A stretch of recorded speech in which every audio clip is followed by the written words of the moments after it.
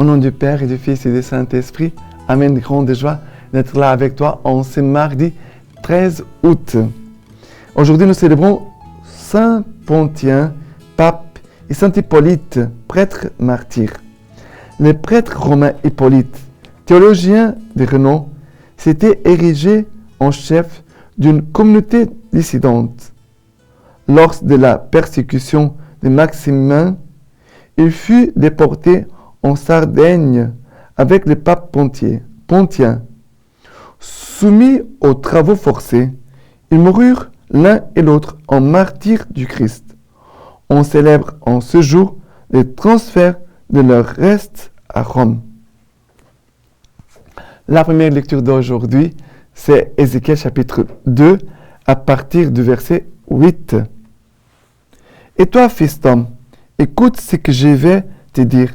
Ne sois pas rebelle comme cette engeance des rebelles. Ouvre la bouche et mange ce que je vais te donner. Je regardais et voici qu'une main était tendue vers moi, tenant un volume roulé. Il le déploya devant moi. Il était écrit au recto et au verso. Et il était écrit lamentation, gémissement et plainte. Il me dit, fils d'homme, ce qui t'est présenté, mange-le, mange ce volume, et va parler à la maison d'Israël. J'ouvris la bouche et il me dit, il me fit manger ce volume. Puis il me dit, fils d'homme, nourris-toi et rassasie-toi de ce volume que je te donne. Je le mangeai et dans ma bouche, il fut doux comme le miel. Alors il me dit, fils d'homme, va-t'en vers la maison d'Israël et tu leur porteras mes paroles. Ce n'est pas vers un peuple aux parleurs obscurs et à la langue difficile que tu es envoyé. C'est vers la maison d'Israël. Ce n'est pas vers des peuples nombreux. Et jusqu'au verset 4, Alors, et c'est fini, il me dit, fils d'homme, va-t'en vers la maison d'Israël et tu leur porteras mes paroles. Le Seigneur, il nous nourrit chaque jour de la lectio divina. Ça veut dire, le Seigneur te donne chaque jour des paroles qui peuvent aussi être douces comme du miel. Je mangeais dans ma bouche, il fut doux comme du miel. Le Seigneur veut nous nourrir.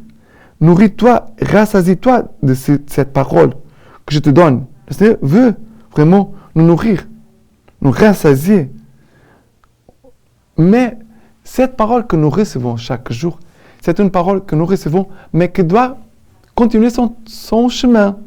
Ça veut dire que je reçois une parole de Dieu qui va venir me rassasier, me nourrir, va me travailler, va me visiter, va me convertir, va me fortifier, peut-être parfois va même me blesser. Mais cette parole qui fait son travail en moi, après je dois la transmettre aux autres. Nous tous, par notre baptême, nous sommes des prêtres, des prophètes et des rois. Par notre baptême, nous sommes tous des prêtres, prophètes et rois. Alors tu es aussi prophète. Cette parole que tu reçois, tu dois aussi la transmettre. Transmets cette parole à l'Église, aux autres. Transmets la parole que tu reçois. Car la parole ne nous appartient. Elle est de Dieu. Et cette parole, elle veut visiter, arriver dans le cœur de toutes les personnes. D'accord ? Alors, soyons obéissants à cette parole que nous dit fils d'homme, va-t'en vers la maison d'Israël, ça veut dire vers l'Église, tu leur porteras mes paroles. D'accord ? Et le psaume d'aujourd'hui, c'est le psaume 119. Le psaume 119, à partir du verset 14.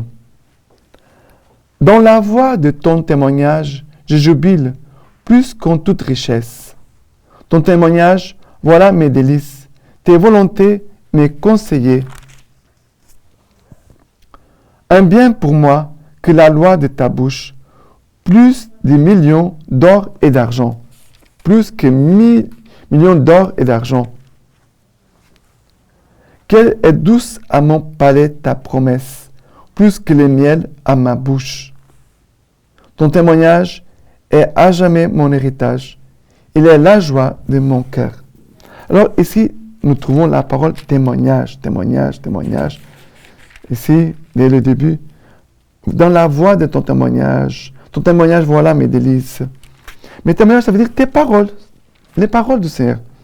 Ton témoignage à jamais mon héritage. Ça veut dire tes paroles sont mon héritage. Et cet héritage, nous devons aussi le donner spécialement à notre famille, à tes enfants, ton époux, ton épouse, tes parents, tes frères et sœurs.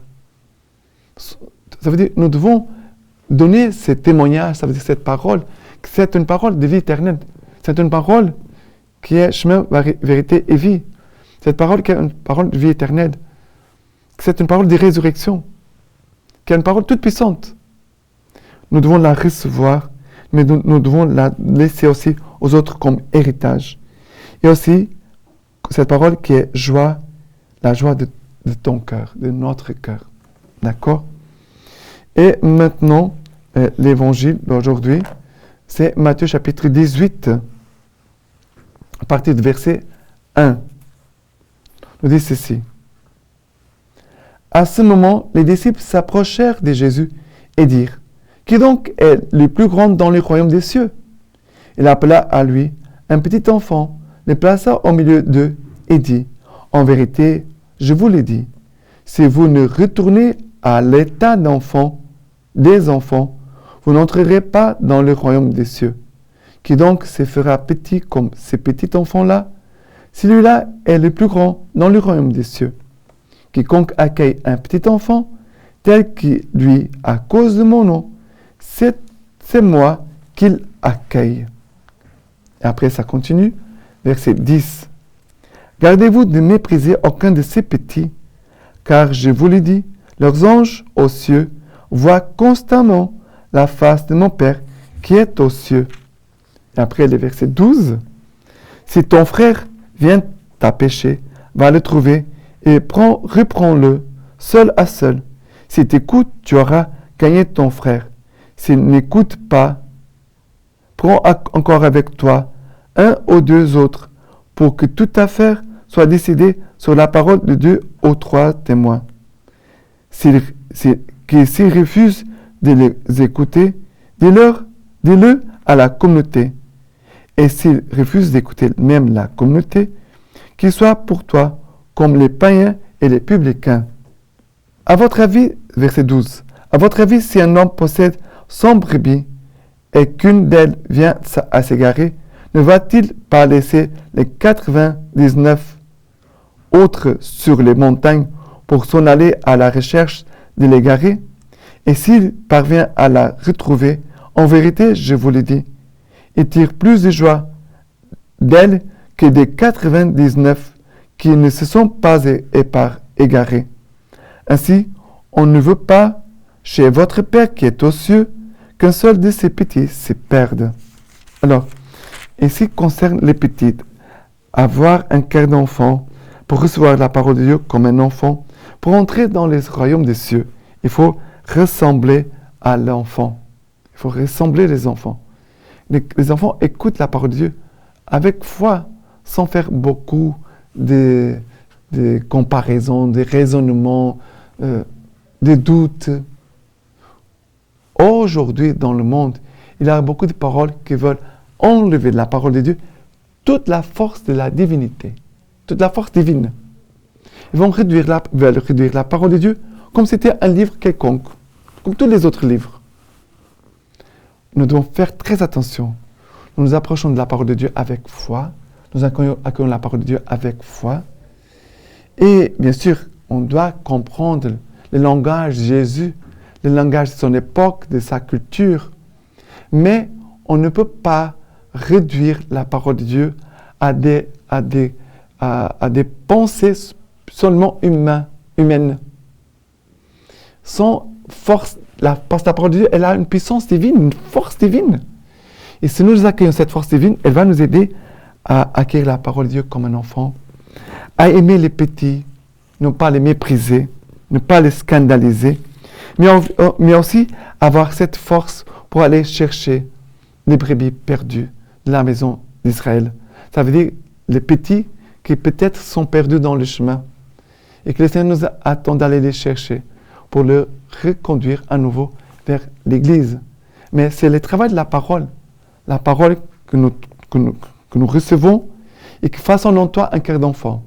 Cette parole aussi t'aide à reconnaître les petits, de les respecter, de les aider, les aimer, avoir beaucoup de respect pour les enfants.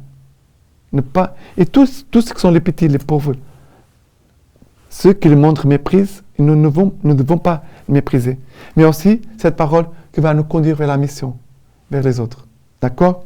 Recevons la parole et laissons cette parole qui est toute puissante faire son œuvre en nous. Et la lecture patristique aujourd'hui de Saint Pontien et Saint Hippolyte, lettre de Saint Cyprien en martyr, nous dit ceci. La vaillance de votre cœur, la constance de votre foi, quel éloge vais-je leur décerner? Vous avez enduré la plus rude des tortures jusqu'à ce qu'elle s'achève dans la gloire. Vous n'avez pas reculé devant les supplices. Ce sont plutôt les supplices qui ont reculé devant vous. Les tourments ne pouvaient mettre fin à vos souffrances. C'est la couronne qui les a terminées. L'acharnement du bourreau s'est longtemps prolongé, non pas pour abattre une foi qui était inébranlable, mais pour envoyer plus rapidement au Seigneur les hommes de Dieu. Maintenant, je vous laisse la bénédiction par les mains toutes pures de la Vierge Marie. Dieu Tout-Puissant vous bénisse et vous garde, le Père, le Fils et le Saint-Esprit. Amen.